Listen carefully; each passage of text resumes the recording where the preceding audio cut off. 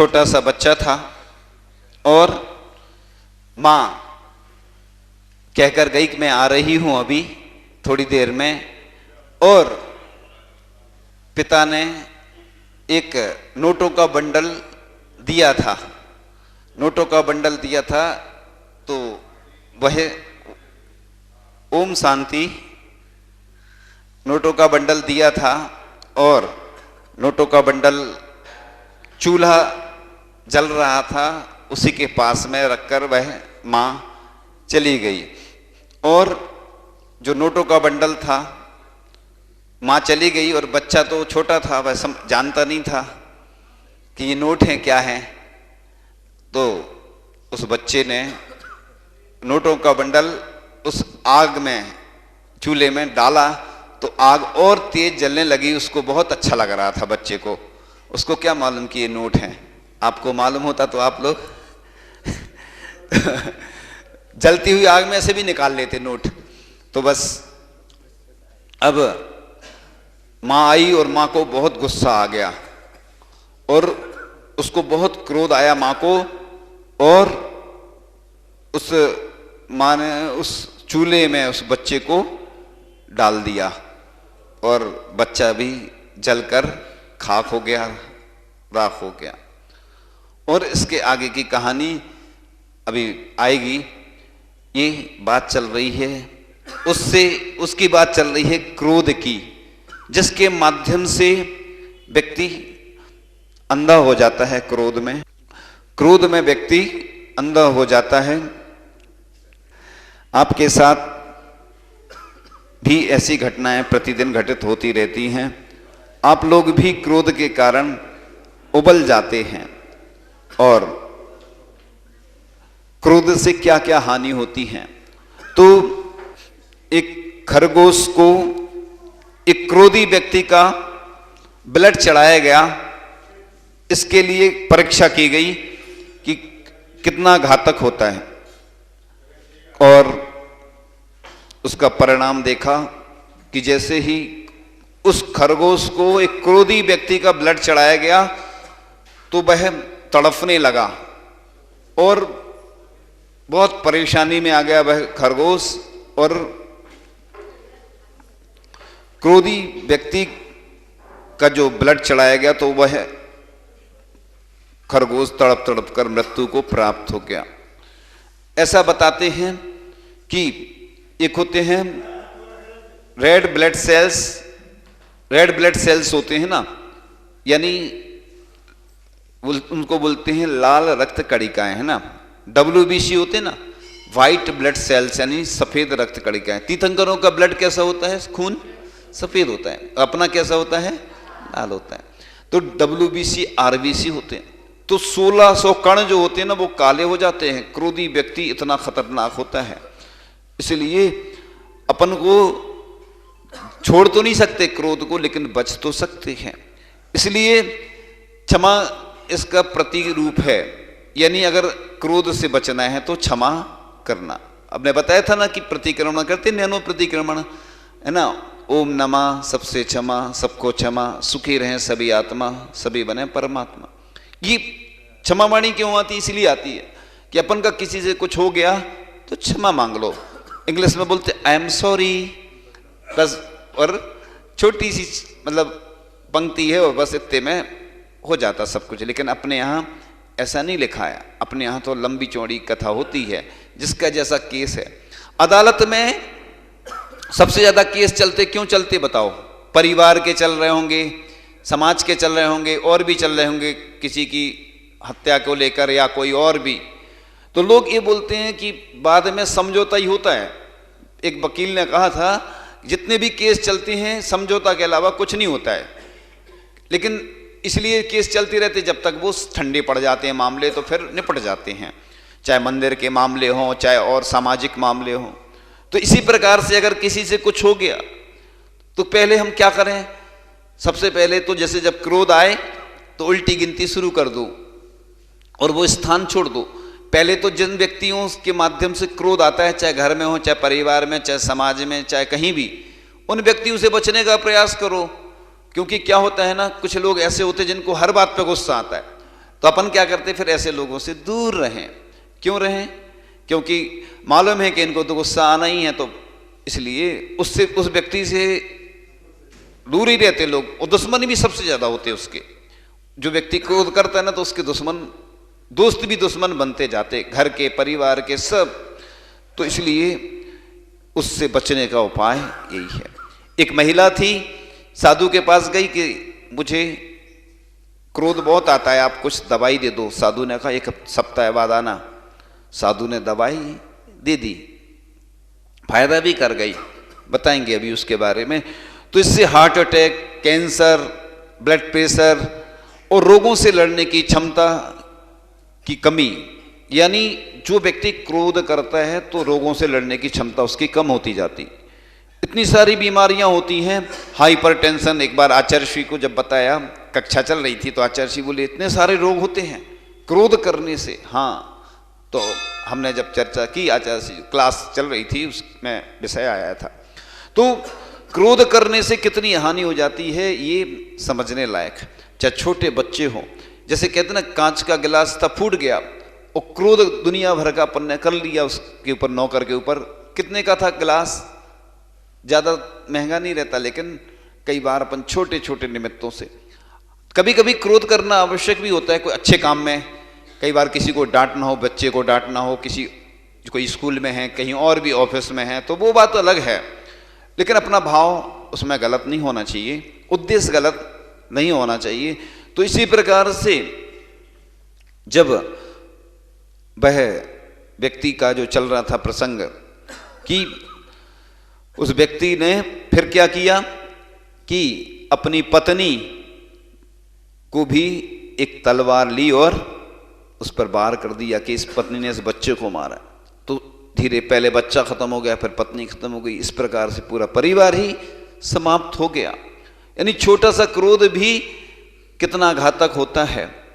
और जब भी अपन, कई बार क्या होता है ना, जो कमजोर होता है उसके ऊपर गुस्सा करते हैं। जैसे पति होता है ना, पत्नी के ऊपर ज्यादा गुस्सा करता है, क्योंकि वो उस पर रौब झाड़ता है, दिखाता है। ऑफिसर होते ना, कई बार अपना रौब दिखाने के लिए वो ऐसा करते हैं कि जिससे थोड़ा सा हमारा प्रभाव बना रहे, लेकिन कई कई बार उसका उल्टा असर हो जाता है। जैसे बच्चे पढ़ते नहीं है तो गुस्सा तो आता है, मम्मी को, माँ को गुस्सा आता है। क्यों आता है? कि बच्चे, उसका भविष्य उसको दिख रहा है।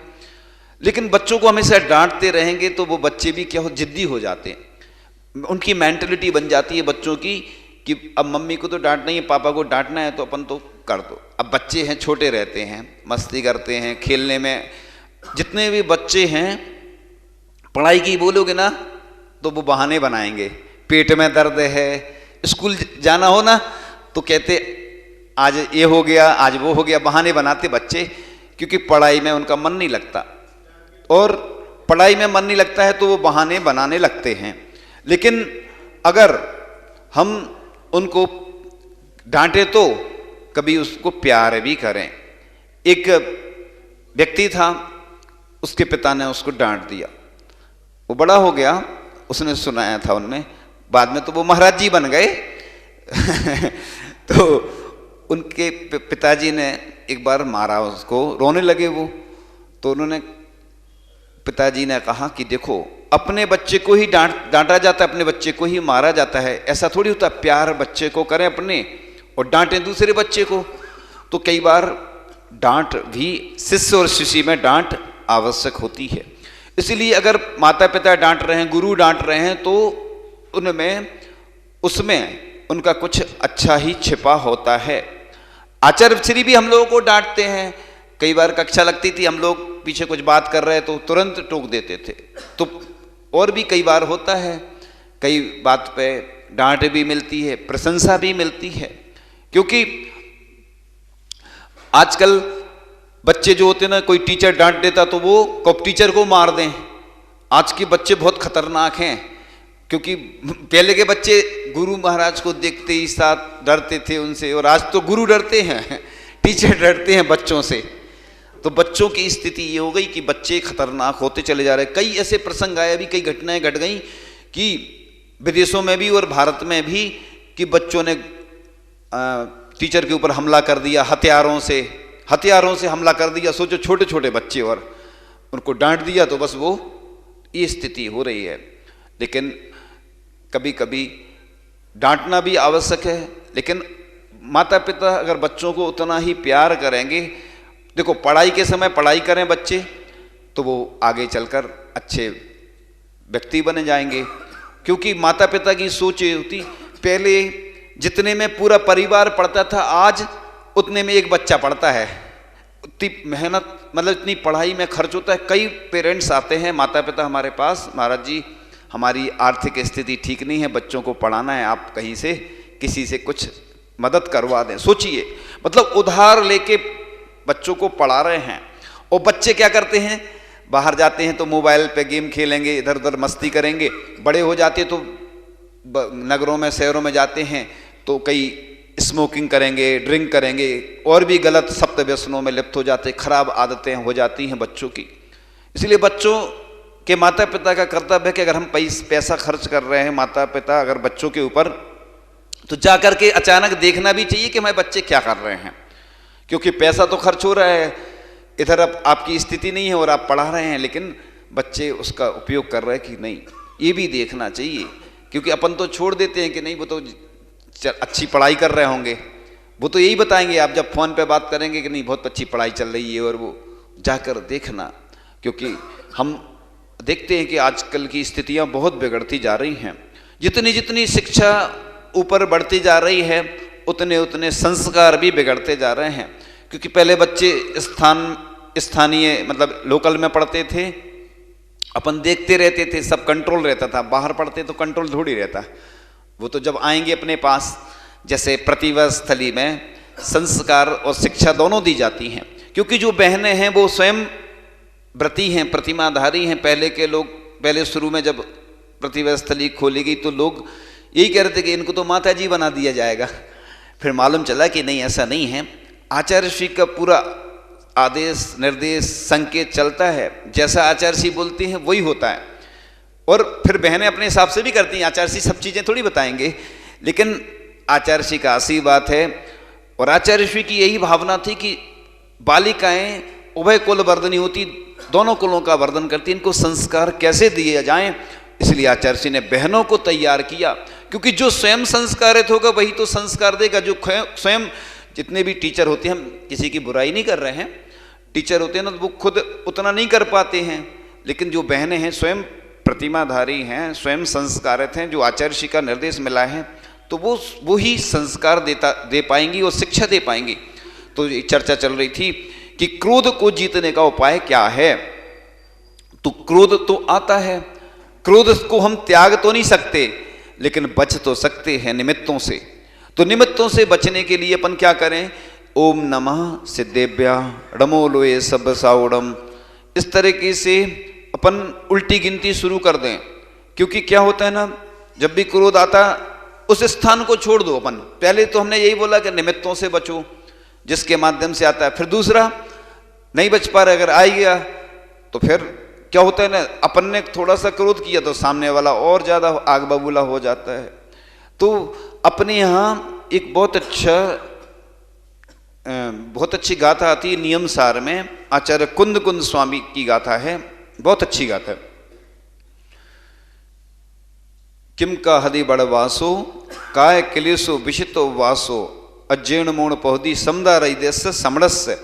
यानी बड़े बड़े उपवास कर लेना, स्वाध्याय कर लेना, मौन रहना, सब व्यर्थ समता के बिना। ऐसे ही एक गाथा और आती है, सम सत्तु बंधु बग्गो सम सुई दुखो पसंसिडिंद समो सम लोट कंचुणो पुण जीवित मरणे समो समड़ो। यानी दोनों में समता रखना जैन धर्म की रीढ़ है, यानी समता। सामयिक में कुछ नहीं होता है, महाराज जी की 24 घंटे सामयिक चलती है। ये तो 3 बार इसलिए की जाती है कि कम से कम 3 बार तो श्रवण करते रहें, चाहे बिहार हो, चाहे कोई अन्य समस्या हो, बीमार हो तो भी सामयिक तो करना पड़ेगी। बुखार भी है, बीमार है तो भी सामयिक तो करेंगे, नहीं तो प्रायश्चित लेना पड़ता है। कोई ऐसी स्थिति हो जाती है, कई बार बहुत ज़्यादा बुखार रहता है तो स्थिति ऐसी हो जाती, अर्ध बेहोशी जैसी रहती ना फिर बुखार में, तो भी सामयिक तो करना पड़ेगी, वो नहीं कर पाएंगे तो प्रायश्चित बाद में ग्रहण करते। सोचो तीनों टाइम सामयिक करना आवश्यक है। 48 मिनट तो समसत्तु बंधु बग्गो, मतलब चाहे शत्रु हो, चाहे मित्र हो, चाहे कांच हो, चाहे कनक, सब में समता रखना, यही सामयिक है। और आप भी अगर गृहस्थ हैं तो आप भी समता रखते हैं। अगर जैसे किसी ने कुछ कह दिया, सुन लिया, देखो जैसे कोई आपके व्यापार में या अन्य कोई ऐसी किसी से विरोध चल रहा है तो उसमें समता नहीं रखना, उसका तो विरोध करना ही पड़ता, आप गृहस्थ हैं। लेकिन जितना कोशिश बने, जैसे घर में, परिवार में, समाज में, कल कोई बोल रहा था कि महाराज जी ग्राहक आते क्या क्या सुना जाते, तो बात तो सही है। दुकान देखो ग्राहक बोलता है तो सुन लेते हो, पत्नी बोले तो बच्चे बोल दें या कोई पड़ोसी बोल दे या महाराज बोल दें तो सहन नहीं होता, कई लोगों को नहीं होता ना सहन। तो देखो जहां पे ग्राहक से फायदा मिल रहा है, नहीं पैसा मिल रहा है तो सहन कर रहा है, क्योंकि वो अभी हमें दे जाएगा पैसे। और पत्नी अब छोटी है, वो घर से मायके भाग जाएगी, नहीं भगेगी, ऐसा रहता है लोगों को कि वो थोड़ी कुछ होगा। हमने विवाह किया है, बच्चे अपने ही हैं तो उन पे, या जैसे शराबी रहता है ना, शराबी कभी भी पुलिस वाले को नहीं मारता, आपने देखा सुना कभी? क्योंकि वो देख लेता ना, ड्रेस देख लेता पुलिस की तो उसका नशा उतर जाता और अपने घर में जाएगा, रौब झाड़ेगा पत्नी बच्चों के ऊपर, पड़ोसियों के ऊपर, और अपने ही घर में जाता है। देखो वो कोई घर में नहीं घुसता दूसरे, ऐसा कम सुना जाता है, नशे में जरूर रहता है लेकिन पहुंचता अपने घर है। इसी प्रकार से क्रोध है, क्रोध हमेशा किसके ऊपर आता है? कमजोर व्यक्ति के ऊपर। इसलिए यह जो क्रोध है आपका सर्वनाश करने वाला है, इसलिए इससे बचने का उपाय एक ही है कि अपन इतने सारे जो रोग होते हैं ना, हाइपरटेंशन, कैंसर और हार्ट अटैक, ये सब क्रोध के कारण होते हैं।